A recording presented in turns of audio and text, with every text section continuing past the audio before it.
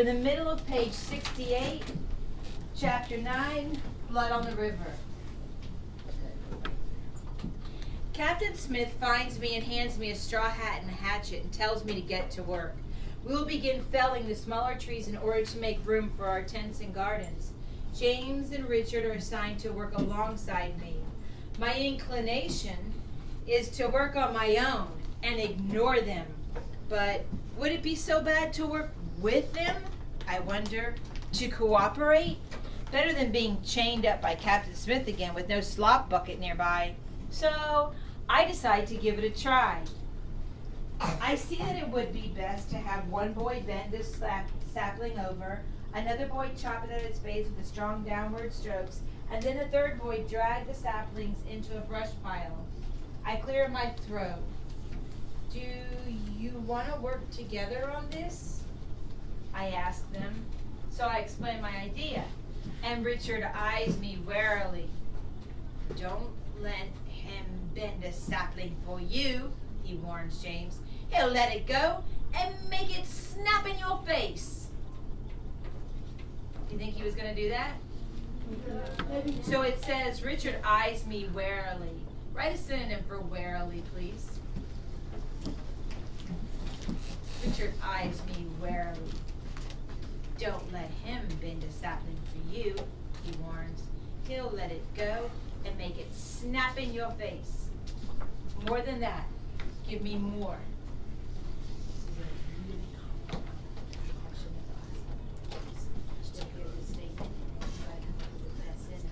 She wrote strangely, and they'll put strangely down, but it's not the best one. Okay. What Ian is writing is going to be the answer. Like a word or a phrase? Yes, beautiful, Reagan. Awesome. Yeah, that'll work too. Not so much, not that intense. That's a little too strong. Yeah, but give me more meaning. Give me more meaning behind it. Charlie, perfection. Yes, Ian. Awesome. Yes, it's a hard word to spell.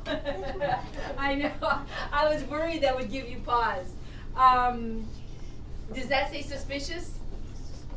Yes, very good. Suspiciously. Now, someone wrote curiously. Someone wrote cautiously. Those are good. And someone wrote deadly. And those are, deadly's kind of strong. I think the best one is suspiciously. Suspiciously. If we go back, let's plug it in and see if it works. Richard eyes me. Let's plug in deadly. Does deadly work? Richard eyes me deadly. Richard eyes me curiously. Richard eyes me suspiciously. Yeah. Don't let him bend a sapling for you, he warns James. He'll let it go and make it snap in your face. God bless you.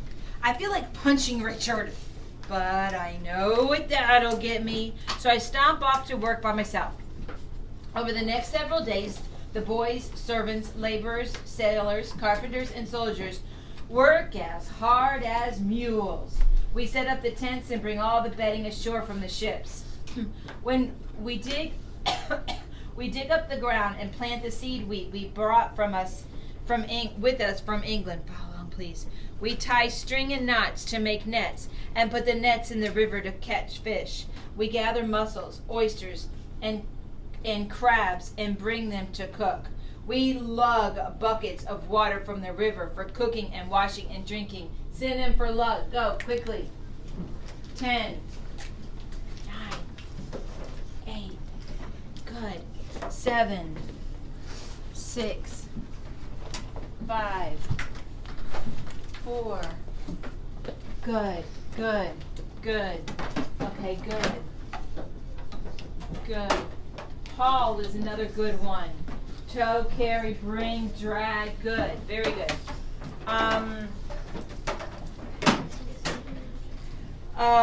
We lug buckets, and I'm in the middle of page 69, of water from the river for cooking and washing and drinking. We fell some of the big trees, and we split logs long ways into planks, making clapboards. We load the clapboards onto the ships so they can be taken back to England to build English houses. We also dig up sassafras root to ship back to England. President Wingfield says it'll sell at a very good price because it's used to make medicines. I'm so tired. by the end of each day that sometimes I fall into bed without even bothering to take off my shoes. The days are warm and the nights cool, and the constant sound of insects and tree frogs lulling us to sleep. Some of the gentlemen pitch in and work hard, but most of them just take turns standing guard, their muskets ready and slow matches smoking. For several days it seems as if we were all alone in the Virginia wilderness. And then one day I look up from my hoeing and I freeze, afraid to move or cry out. 2 native men come walking through the forest, quiet as deer. They each have a longbow slung over one shoulder. "Halt!" shouts one of our gentlemen guards. The Indian men keep coming, and I see our guards prepare to fire their muskets. "Wing the po," says one of the native men. "Wing the po," Captain Smith has told me. Wingapo, Captain Smith has told me, is their greeting, and it means my beloved friend. The Indians hold up baskets, showing us they have brought us something, and they both smile. They are tall, sturdy men with broad, flat noses and wide lips. For clothing they wear only a breechcloth like an apron, and their faces and shoulders are oiled with something that gives their skin a deep reddish color. Just like Richard heard from the sailors, their hair, jet black, is shaped close on one side of their heads and grows long past their shoulders on the left side, with a ridge of short hair down the middle. The long side has decorations. One man has shells, and the other has the whole wing of a bird dangling from his hair. Can you picture that? Yes. A little fierce looking, isn't it?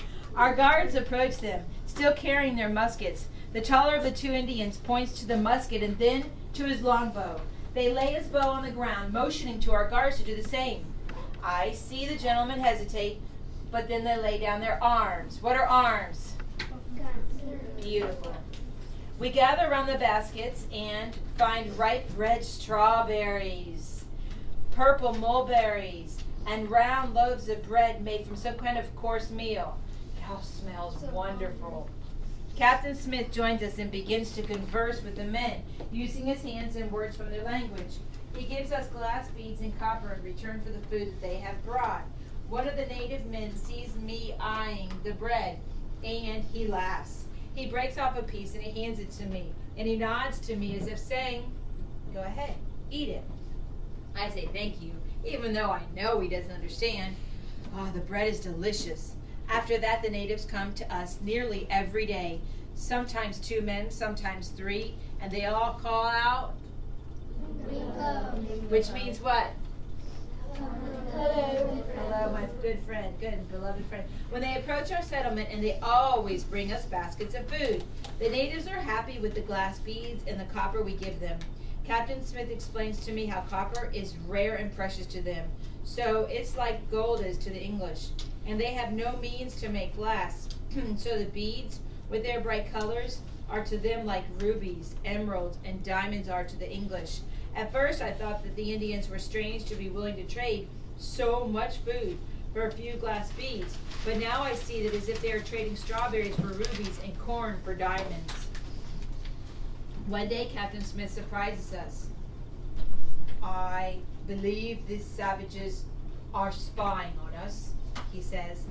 "I have watched the way they look around when they are here. I think they are counting our men, seeing where our tents are located, and plotting an attack. We have invaded their land, and I believe they will fight us to get it back.